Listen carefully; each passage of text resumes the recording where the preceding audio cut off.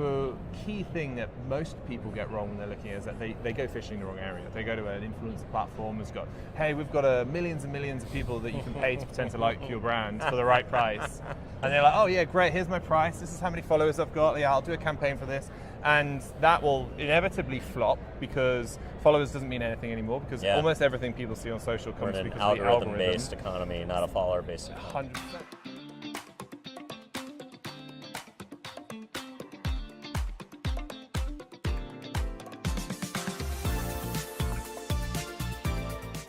What's up, everybody? Welcome back to another edition of the Ad Podcast. We are here in Las Vegas, Nevada, at the Mandalay Bay at the infamous Shoptalk. It's day one. I am with Paul Archer, the co-founder and CEO of Duel. Paul, thanks for coming on, man. Thanks for having me, Dylan. So tell me a little bit about yourself. Tell me about Duel and what brought you to Shoptalk this year. So I run a company called Duel. We're a brand advocacy platform. Work with some of the largest beauty brands and fashion brands in the world to help them grow through the power of the people that love them the most. So all about activating those advocates that sit within your customer base. Like, most people are just really obsessed about, how much is a customer worth, how much they can spend. It's like they're actually not seeing all the other different word of mouth effects we can have, social media, conversations. So we're like, how do you actually track that? How do you engage with those people and build a community that actually powers growth? I love that. Yeah, so many people are thinking about like influencers and UGC, but how many people think of like who in my customer base is influential, and which of my customers would be willing to create UGC for me if I were to give them something of value? 100%. And that idea of word of mouth is so important.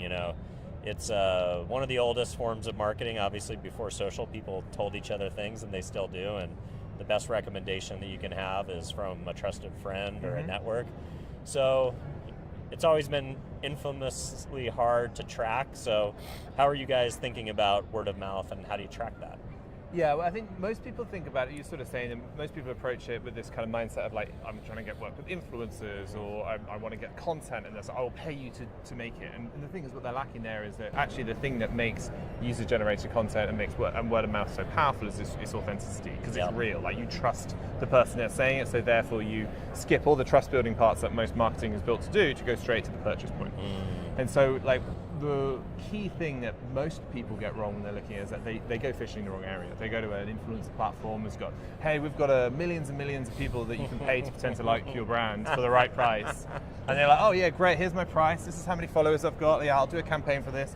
And that will inevitably flop because followers doesn't mean anything anymore, because almost everything people see on social comes because of the algorithm. Algorithm-based economy, not a follower-based economy. 100%. And anyone who talks about followers or campaigns or macro or micro and nano is out of date. I mean, they're only out of date by about a year, but they're so fundamentally out of date, everything they do won't work anymore. Wow. So the only thing that people have got left is to activate those people that are sitting within their customer base, who are willing to talk about them, love the brand, know about the brand, have the product already, and then also are willing to get out there and talk about it, are active social media creators. And the number of people who fall into that category is like surprisingly high. If it's a Gen Z, we're looking at about 1 in 3, if not more. For older generations, it's 1 in 4, 1 in 5, but still like a huge number of people. So if you think I've got 1 million customers, you've got 200,000 people in there who are out there creating content.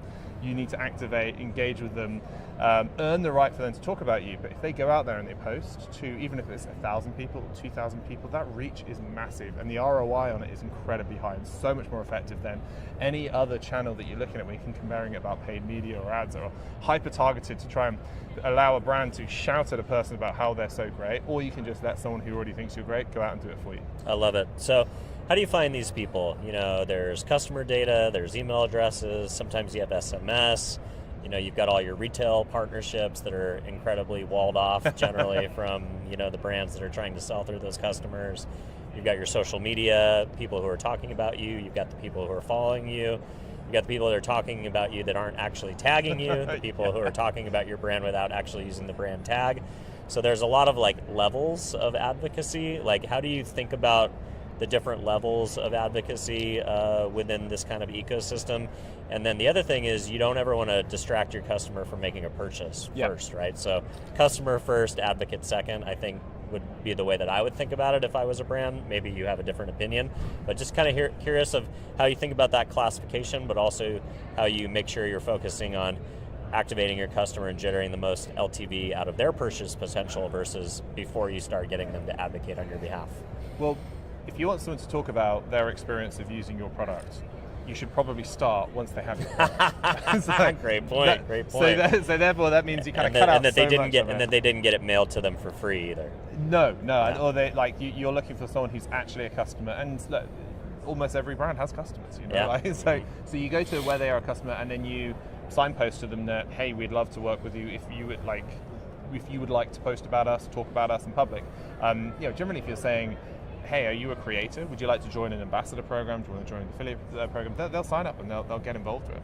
But the crucial thing that you're working for there is that they like the brand in the first place. They are opting in. So no matter how targeted you get with like refining it and cut and slicing it and around actually identifying the perfect segment, the most important element is that they want to do it for you. So it's about just saying, hey, we've got this. Are you interested in signing up? You'll get some free stuff. Maybe you can get paid for talking about us. And if they think you're great and they like you, then they're going to put their hand up. And it's a smaller percentage of your customers and not everyone, but it's still 5, 10, 15%, depending on how passionate the people are about what you do.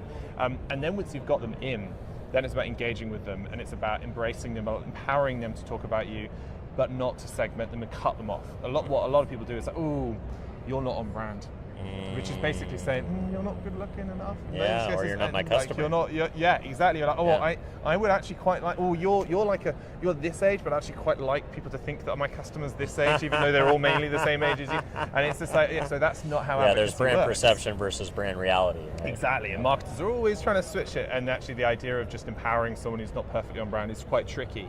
But if you get that person to talk about you, but it's a part of a community. So they are just a segment. They may be the largest segment if that's the brand, but you'll have other segments who are incredible content creators.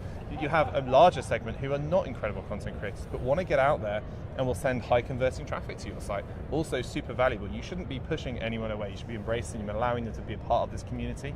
We love them all, but we just love a few a bit more. And so celebrate them, give them more rewards and get involved in that bit. So that's the idea of getting in there quite tactically. And so when we work with a lot of brands, when we go through, we push away like about 80% of people who try to work with us because they're not willing to really get involved and embrace the idea of advocacy. Yeah. And it's kind of a bit of a code of conduct or a little bit of like an agreement to where like, hey, this isn't just a contest. Like we are looking for legitimate folks to be advocates and ambassadors, and it's kind of like a job, maybe not a full-time job, but it does have some requirements and expectations. Well, 100%, and the key thing is that you want to be there, and you're not just doing it for money, you're doing it from a passion for the brand. And it's the same thing for us when we work them from Duel's perspective, is that most brands aren't willing to do the work. It's like, actually, building a community is hard, it takes a long time, and the returns aren't immediately in front of you, and they're also multiple. Some of them are about revenue, some is about creation of a ton of UGC, some is about the reach and exposure you get, and sometimes it's all of those combined together. But it will take you a while, and it's a slow burner. And we are so addicted to the sugar rushes of like being able to, I can just buy a customer this way using this paid media, that people don't invest. But however, if you build a community, that community gets bigger, and the effect of the growth just compounds year on year on year. So then your community becomes by far and away your largest growth lever. And we work with brands that are growing massively, massively quickly, because their community are the ones doing it. So it's about how do we empower them, support them, build the infrastructure that they can continue to invest in their customers as their growth lever, rather than putting all the money in Zuckerberg's pocket. I love it.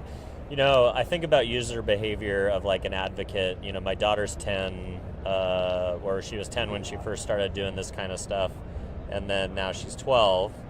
And I remember like she came to me and she had this app and she's like, look, Dad, I'm a Bubble Cosmetics ambassador. I was like, oh, great. What does that mean? She's like, well, I can get these things. And then all of a sudden she's buying all these Bubble Cosmetics.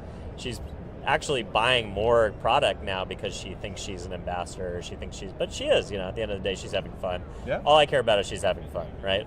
So it's kind of like a game to her. It's like, I look at it as like, okay, this is like a video game. And it's like potential job preparation because this is like a career of the future. And then now she's 12 and she reached 500,000 people this week and she only has 5,000 followers. So, flash forward, it definitely, I feel like, there's value in that just from like looking at a parent, looking at a, kind of this whole like kid skincare craze. But I wonder if that's true of like of any segment. Do you see advocates, whether they're paid and or just part of the community, do you see them be kind of hyper customers too, like they spend way more? Yes, yeah, we see on average they spend 30-40% more than they did, because if you think about it, actually what you're doing is you just want to bring someone deeper and closer to the brand anyway. Yep. And so just reinforcing brand love, reinforcing and loyalty, educating them to the brand values and understanding of who the brand is and why it matters. Feeling recognized and being platformed is a huge feeling for most of these people, particularly if they're early in their career of being a creator. They're just starting out, and a brand's like, hey, we'd love you to be an ambassador. Most brands are selective, right? They're not letting everyone in, right? And so actually by being selective, you're like, oh, okay, this is kind of cool. I've been recognized, and so therefore you double down on that brand with a lot of love. And so yes, they spend more, but the leverage of that person being able to bring in 10 new customers is so much more than just that sort of spend. And I think that, the ability for them to earn, we work with a lot of very large fashion brands and retailers, and in almost all of those, there is a few people who have just gone from having a small number of followers to, and still have a modest number of followers, and they've bought a house with the income that they're making from these things. That's amazing. They were professionals, they would just love the brand. They were like, hey, I'll do this, here's some links, and something about their content just cut through with the algorithms, and their affiliate links were just the one that just felt so real about what they're doing, and then they've actually built a bit of a career off the back of it. And so crazy. You keep talking about community. When I think about community, I think about in real life just as much as I think about the digital world. How do you kind of activate this community in the real world? How do you build true community where they get to meet each other and build relationships with their fellow creators, not just with the brand? Because I feel like that's something too, like if I become friends with a creator and now we collaborate and we get together when we go to different events and music festivals and things like that, every time I think about my relationship with that creator, I think about the brand, I think about the person that introduced us. Yeah. So do you think about that IRL component as a component of community?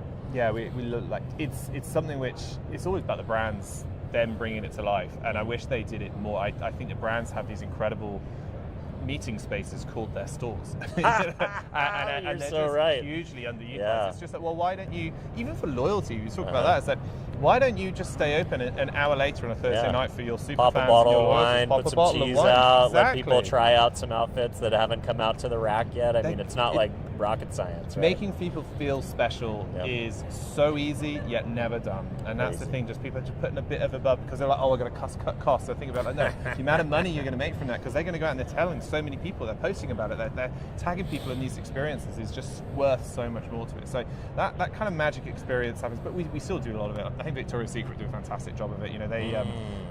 They've got their program where they've got thousands of these creators, and there is like the ability to be selected to be win a prize, so they actually get to visit the store, the shows that they do, but they have these viewing parties as well. So they've got creators who are coming together and watching the Victoria's Secret show when it comes out, and with their friends, and they're kind of supporting them, sending them a pack and things like that. So it's these little magic moments of surprise and delight. And I think it's one of the things that I always encourage brands to think about is actually, it's not about ROI, it's about return on generosity. And it's like, I love that. Actually, what is the thing that's making you feel a bit uncomfortable about what you're giving away? And what is the return that you're getting for it? And this surprise and delight thing that you're doing, just throwing it in there, is often the thing that turns someone from, a customer or maybe a little bit of a fan to a massive advocate that will bring in 10, 20, 30, 100, 1,000 more customers off the back of it. And so but the thing is, most of those won't work. And that's the other thing that you've got to keep in mind is that you can't just track every single time that you send someone a surprise and delight pack, free product, or whatever it is, because actually probably 9 out of 10 of those isn't going to suddenly generate a huge amount of things, but that one that proves the rule is the one that generates 1,000 more sales because whatever it is, it went viral because it got picked up and things like that. So I really encourage brands to think about not only the budget that they allocate around rewarding people within loyalty and within advocacy programs, but actually to view it as a customer acquisition budget. This budget should be coming from your ad budget. It's not, because a lot of people are like, oh, well, I'm sorry, I'm giving someone that's $100 voucher there. That cost me $100. It's like, no, that's not how cost of goods work. First of all, it costs you a fraction of that because your margin is there, and actually the ROI that you're getting on that is different. You're not discounting there, you're not giving it away, you're investing and rewarding someone in the same way that you would pay for an ad or would pay for a media buy in the same way. And I think getting that piece over the line and have that mindset of generosity, putting product in people's hands, so they're wearing it, they're talking about it, they're using it, that is the secret to getting people like that love and getting people to talk about you a huge amount online. I love it. All right, so if folks want to learn more about you or connect directly, where would you like to set them? Oh yeah, so I'm Paul Archer. You can find me on LinkedIn. The company is duel.tech, T-E-C-H, and the company is DUE.TECH, and the website, you can find us there. We're based out of New York. We've got a space, House of Brand Advocacy, where all our brands can come, they use it and put on events, and we've got our own community there. So also you can follow my podcast, Building Brand Advocacy, which is all about the world of advocacy, interviewing some of the best brand builders in the world. Let's go. Thanks for coming on, man. Appreciate you. Cheers. All the best.